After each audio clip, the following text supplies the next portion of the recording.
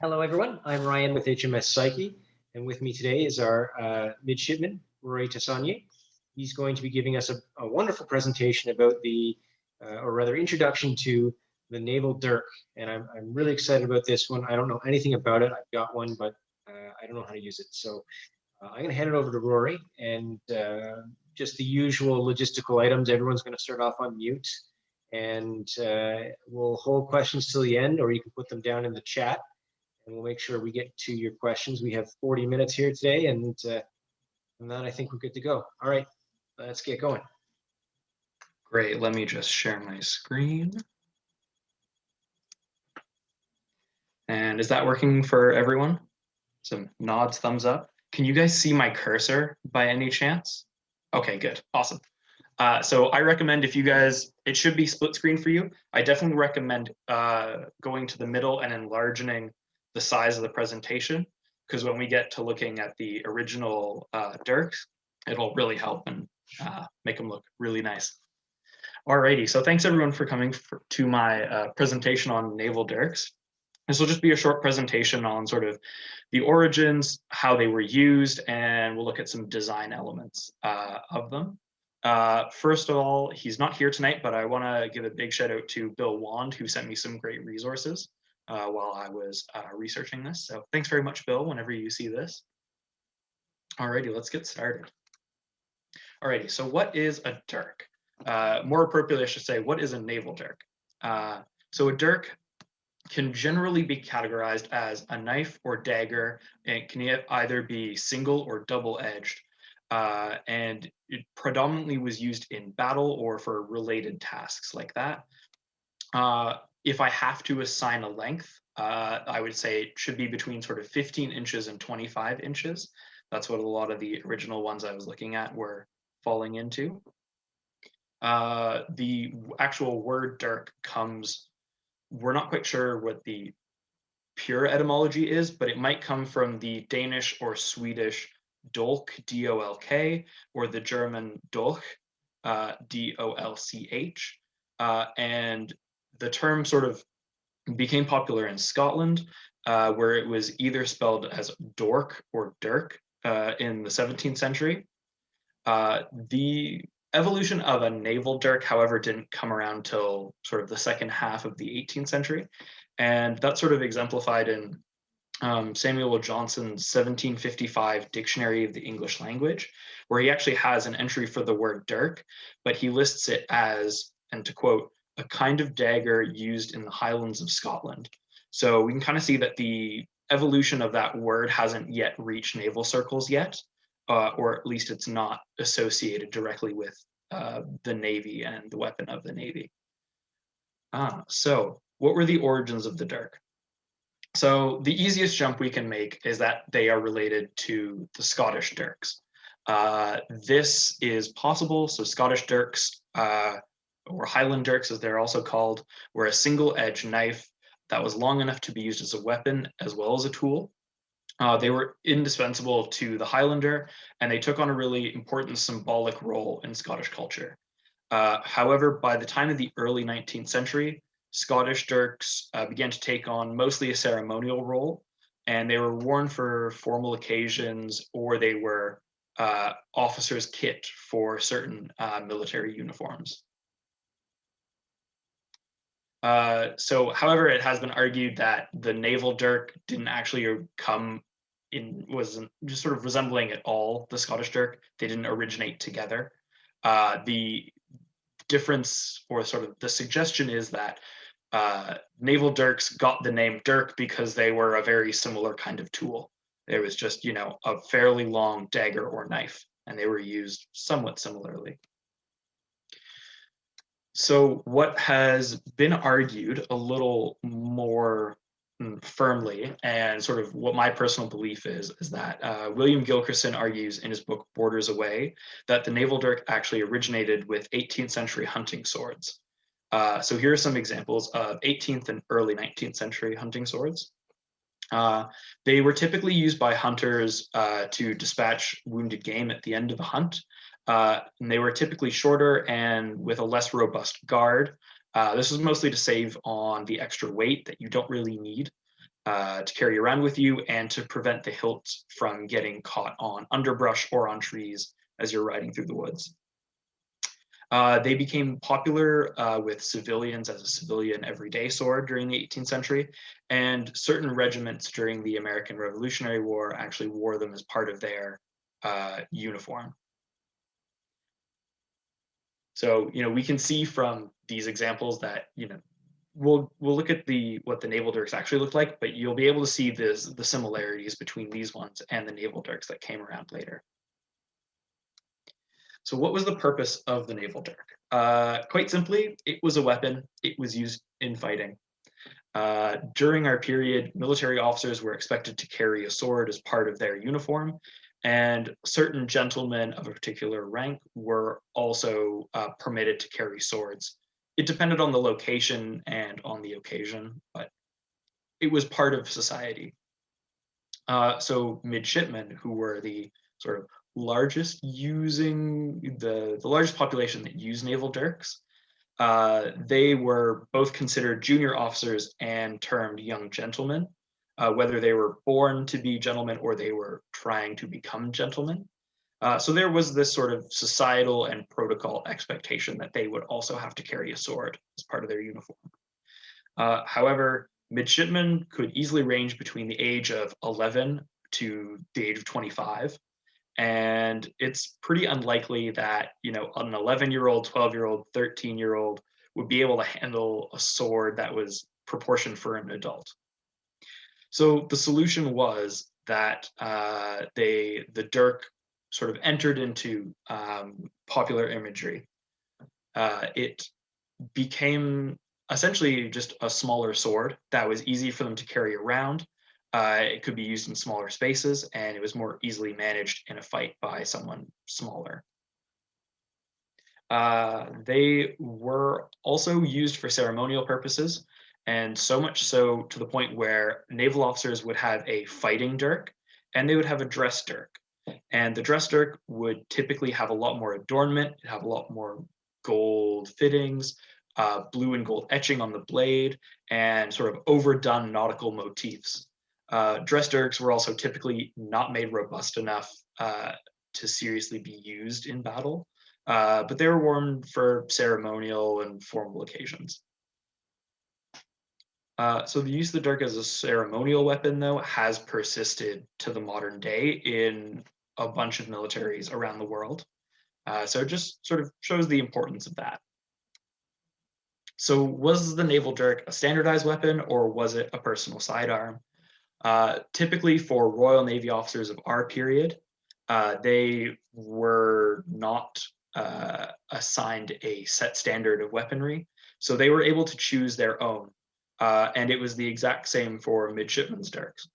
They had their choice, officers had their choice of all sorts of civilian or other military swords to use, and they made their selection based on a number of factors like their social status, sort of what they liked stylistically, what they thought was pretty, what they needed it for, so the requirements of use, and their martial experience or their education, sort of what they were trained to fight in or with, and also how much money they had to purchase what they wanted. We do see a lot of similarities between different kinds of dirks, and they sort of follow two general categories, but there wasn't any sort of standard. I don't want you guys to think that. So how was the dirk used? Generally, it was an extremely useful weapon.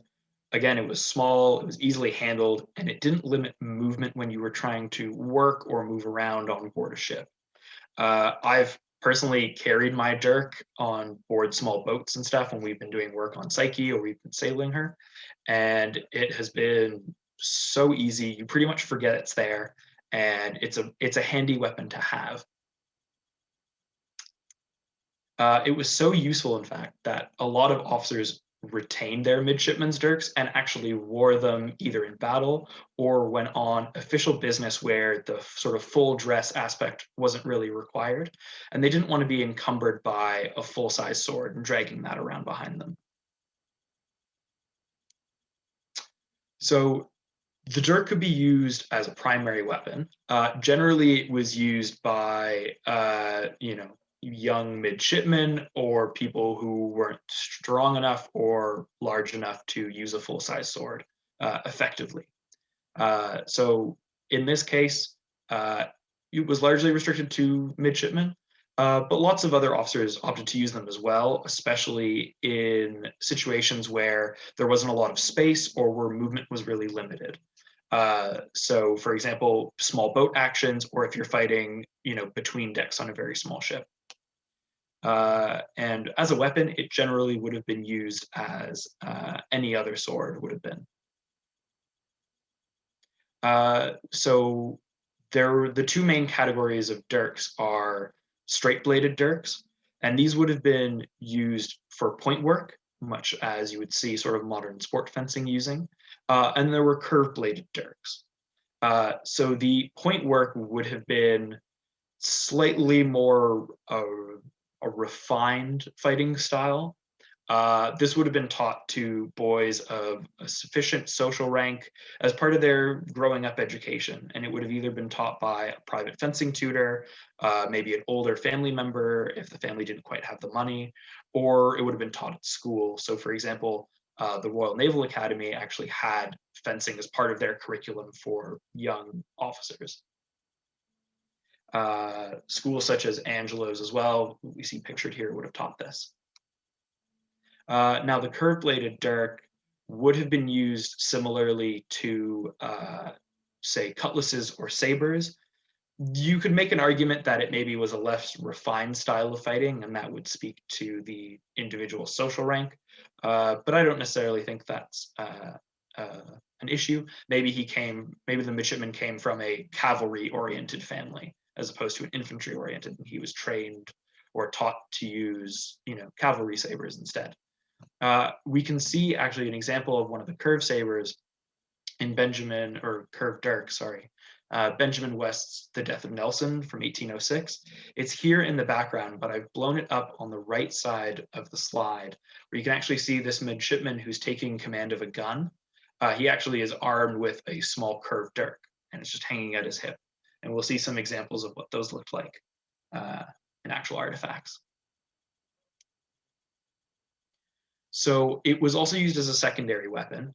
Typically, as soon as a midshipman or officer was old enough or strong enough to handle a full-size sword, they would have transitioned to that, whether they purchased one from a private swordsmith or whether they just grabbed one of the regulation cutlasses out of the armory. As we see in the journal of Lieutenant David Wingfield, who was fighting here on the Great Lakes during the War of 1812. He was actually a midshipman at this point, but he was in his 20s. So he actually, discussed the fact that he had a sword, and that is what he threw on the deck of his ship when the American ship Sylph captured it. And we also see that it was used as an offhand weapon. Fraser's account of Trafalgar actually illuminates that quite plainly, in that he says many captains wore their old midshipmen's dirks as well as their swords in battle, as being useful in boarding for parrying cuts and thrusts. So typically in that situation, it would have been used in the left hand or the offhand, and then the dominant hand would have held the sword.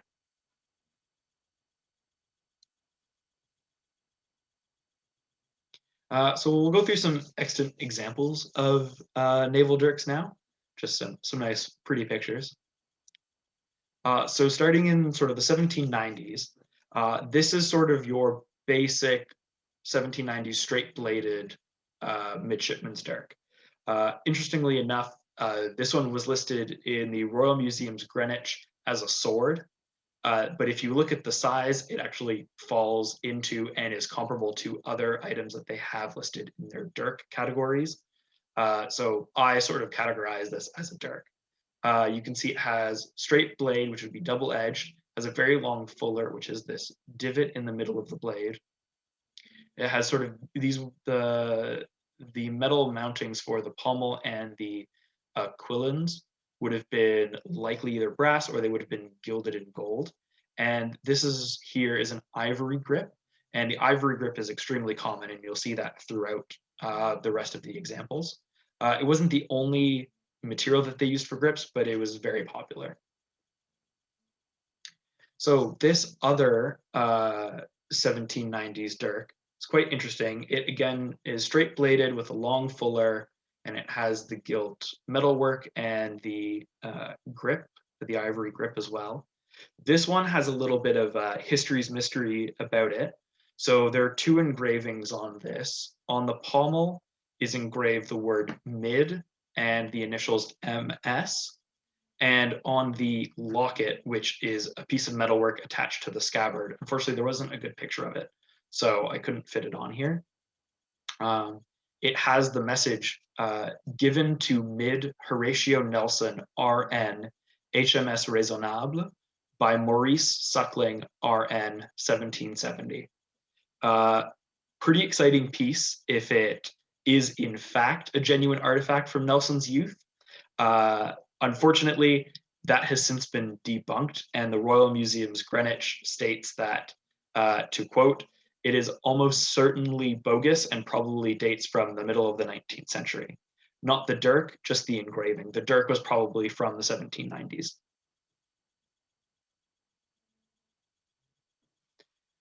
So this one, we don't have a very narrow date range. So the closest we can get to it is general 1790s.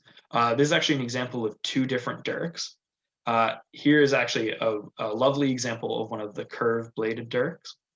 And it has a ivory grip again. It has a false edge on the inside curve of the blade, acorn quillons, and a gold chain guard here, typically gilded gold.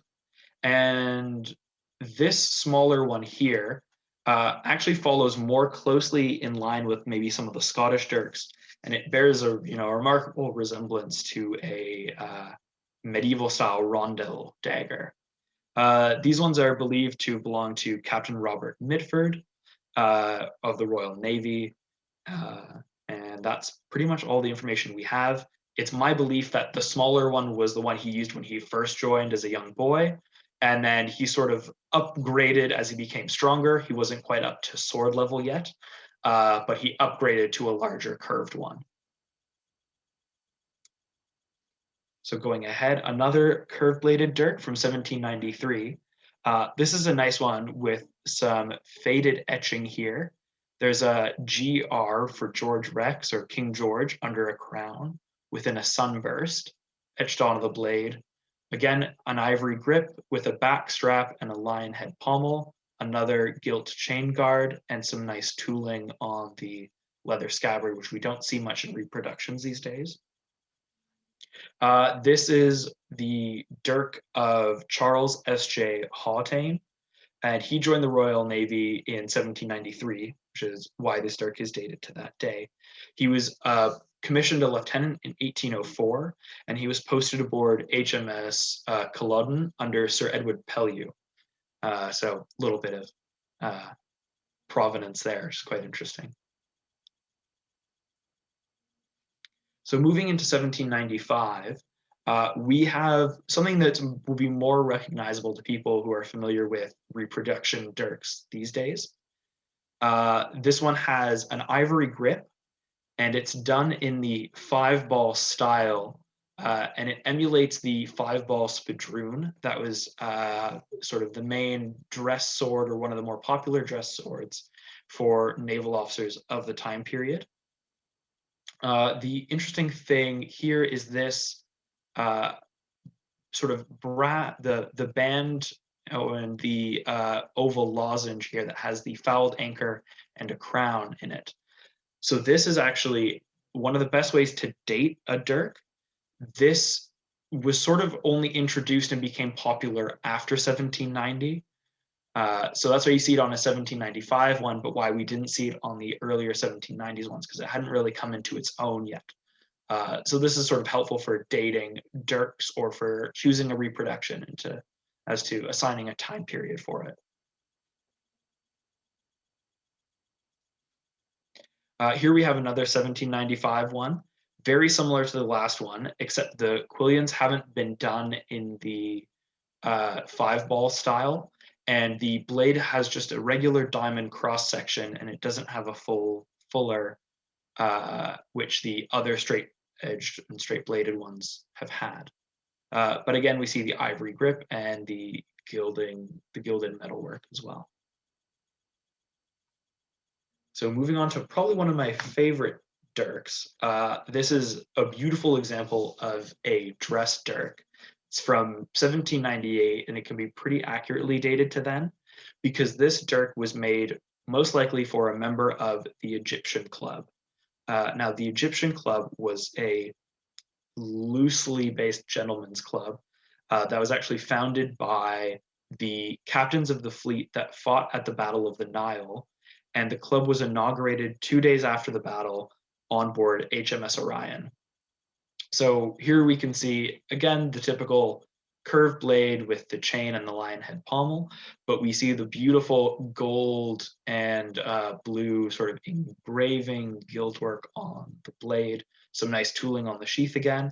And the way that you can really ascribe it to the Nile is this alligator that has been set into the crossguard.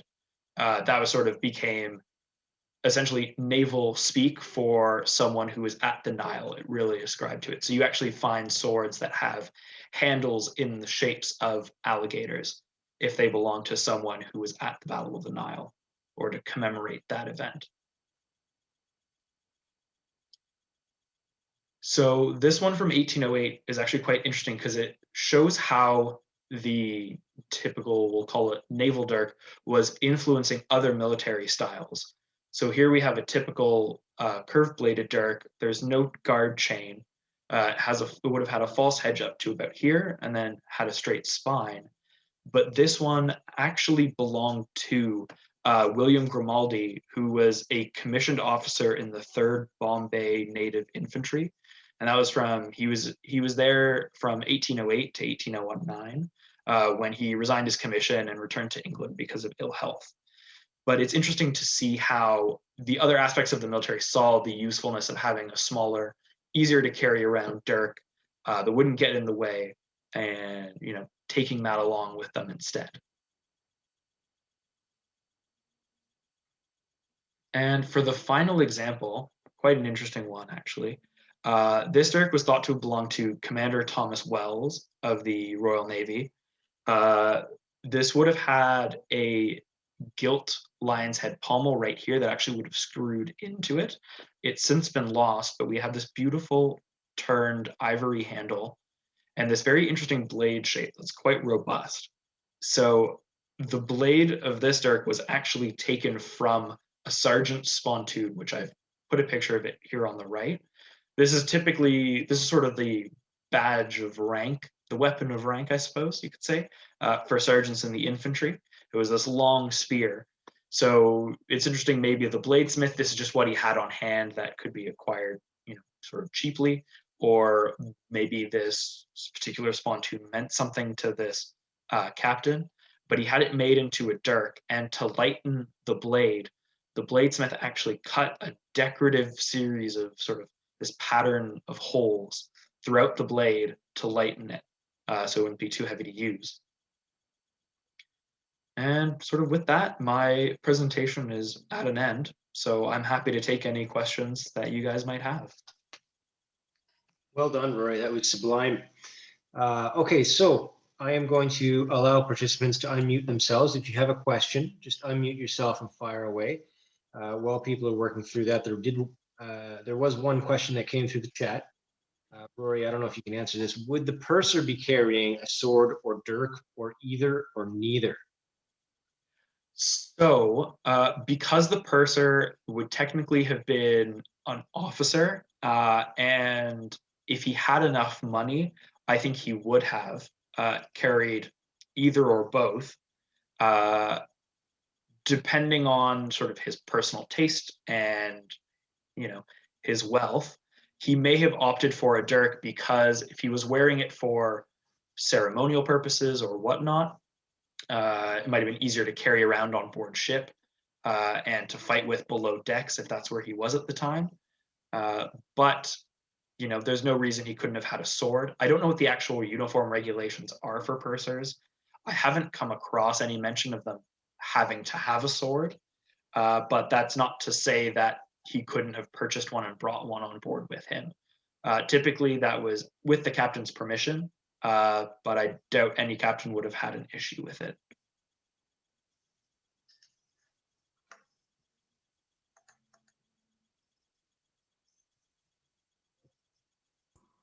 If I may, you were saying they received training before they got on board ship, but a young midshipman, would they have trained in fencing, using their dirks and other weapons on board ship as part of their education on ship as well?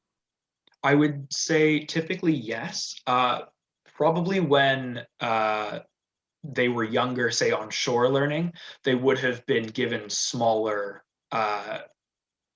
training blades. But I think that, if you're on board ship and you have to train, you will probably be trained up to using a sword, but part of your training will be with a dirk or maybe a dirk stand-in. You might be given a baton that was cut to the same size to use. But typically, yes, I think they would have been trained on board ship to use their dirks. It likely would have been more in the form of not formalized training, but training, midshipman training with each other. Maybe if there was a lieutenant or someone who was more experienced who had an interest in teaching them, he would have taken on that role. Unfortunately, there aren't really any training manuals from our period that go into depth on naval dirks in terms of fighting. At least that I found.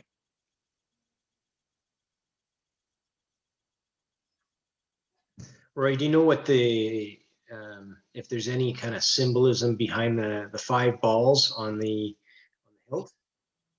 I'm not actually sure. I know it originated in the late 18th century on spadroons for a larger style of sword. I think it was a way of reducing the size of guards from the original 18th century small sword so that it could be more easily be worn against the body. And that here I actually have my little dirk here. I can show you. So much like the example with the Nile alligator, it actually comes out from the hilt a bit. And that's to give a little more protection to the hand wherever you're using it. And I think that the 5 balls was just prettier than having a plain rectangle of thing. And it sort of, maybe it showed the skill of the bladesmith a little more, but I don't think it was anything other than looking pretty. It's interesting that you mentioned the alligator being a symbol of the Nile. Cartoons, political cartoons at the time period also heavily emphasized the crocodile as the theme for the Nile. You might recall the cartoon of Nelson with a hook holding a whole bunch of alligators on a leash, and one of the alligators is exploding, representing Lorient. Yeah. And then another cartoon is quite interesting. It's a young rakish couple in the style of the time, where they have some ridiculous fashion choices that reflect, parts of alligators. Like the lady is wearing shoes that are shaped like the feet of alligators, and the man has an alligator print suit. It's just a mockery of what was a fashion trend or fast fashion at the time, and I imagine died out quite quickly, like our modern fashions today. Just your 15-minute flash in the pan fashion. So just a little interesting anecdote there. Yeah, definitely.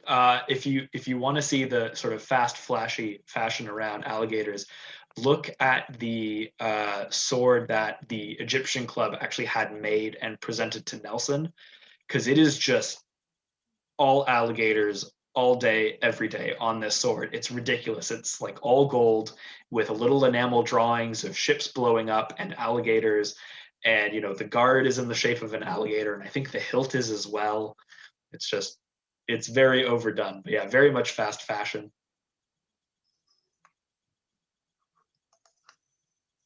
Is there maybe an age limit at which the young midshipman would receive his first dirk, or would it be along the lines of the title image of this presentation, where, you know, as soon as he was out to sea, it was just one of the items that his parents equipped for him? Mhm. I think it was something that was expected as part of the uniform. So it would have been, as soon as you're going to sea, or as soon as you're going to the academy, you're getting a dirk. And that's just what you have to have as part of this role of as a junior officer. So yeah, definitely something that would have been bought ahead. Yeah, much like the title image of the presentation. And you can just imagine, you know, I mean, I started fencing when I was quite young, and, you know, young boys and their obsession with sharp, dangerous, pointy things is a little ridiculous. So yeah. Yes, the captains must have had a great time trying to keep control of these young gentlemen. Yeah. Yeah. Well, I think there's a great scene. It's a very brief part in Master and Commander, where the mids are all tightly packed at their mess table, and two of them are just fighting with their dirks across the table, while one's trying to read and the other's maybe trying to clean like a gun or something. And they just start getting mad at each other. There's So always I'm sure there were many mishaps that happened. Was there a preferred or common method for carrying the dirk, in a baldric versus the belt? Okay. So I would say, so with my own experience, all of the examples of scabbards have either one ring or two rings. Uh, they also have a little, I forget what exactly it's called, but it's on the locket, where it's almost a button that is raised. Let me see if I can skip back A a frog? little bit. Yeah. What was that? A frog? Yes. Yeah. So it's this little button that would fit into a frog. So you can see that this infantry one probably would have been carried with a frog, because it doesn't have two rings for suspension. Now, if you look at sword belts of the day, they had two straps with hooks or clips that hung down. And that is where you would attach the two rings of your sword or your dirk, typically speaking. Because if you look at a lot of the naval ones, they have two of the rings. Now, I think that if you were carrying it individually, I'll skip back to the images of the admiral and the captain. So you can see that theirs is being carried quite low down, and that sort of indicates to me, just based on my experience with my own sword belt, that they're carrying it using the regular carrying straps of the sword belt, where you would typically carry a sword. Now, if you're carrying it into battle, naval officers didn't really like to carry their scabbards into battle. The benefit of being a naval officer is that you're essentially fighting from your home, so you can leave everything and just carry your sword. You don't have to, walk for miles and miles with it like the army did. But for this situation, they may have carried their dirks on their belt using the appropriate straps, or they may have made a frog. So I made a frog for my dirk, and it's sitting in it right now. So I can actually loop this onto the back of the belt, and that way, if it's at the back, I can draw it with either my offhand to use it as a parrying dagger, or with my main hand should I lose my sword or my primary weapon. So I don't have a lot of evidence for dedicated, sort of separate small frogs that you could attach onto a sword belt. But midshipmen did have cross strap belts, especially in the earlier 18th century, that they may have put it into. And I think that, it depends on the formality of the occasion. Are you going into battle, or are you walking around or going to visit, your captain or the admiral or something? The having it in the straps would be the more formal, and having it closer to the belt would have been more appropriate for in battle, so it's not flopping around as much. Yeah. Drummond asks, the curved dirks seem to resemble hangers common in the army, and which had also been modeled on Central European hunting swords. Yeah, exactly. I haven't really found a lot of evidence, but that actually might be the link as to why they did the curve thing. I've also noticed that they were similar to some Indian style blades, so I wasn't sure if there may have been an influence there with that. But yeah, I think you're probably right about the hunting blades from more continental Europe and also the infantry hangers for sure. All right. Well, I apologize. We're fresh out of time here. Thank you, Rory, for that fantastic presentation. As always, it's well researched and full of great evidence and images. An image is worth 1,000 words to me. So thank you for doing that. That's much appreciated. I hope everybody has a fantastic weekend now that we're doing this on Thursday.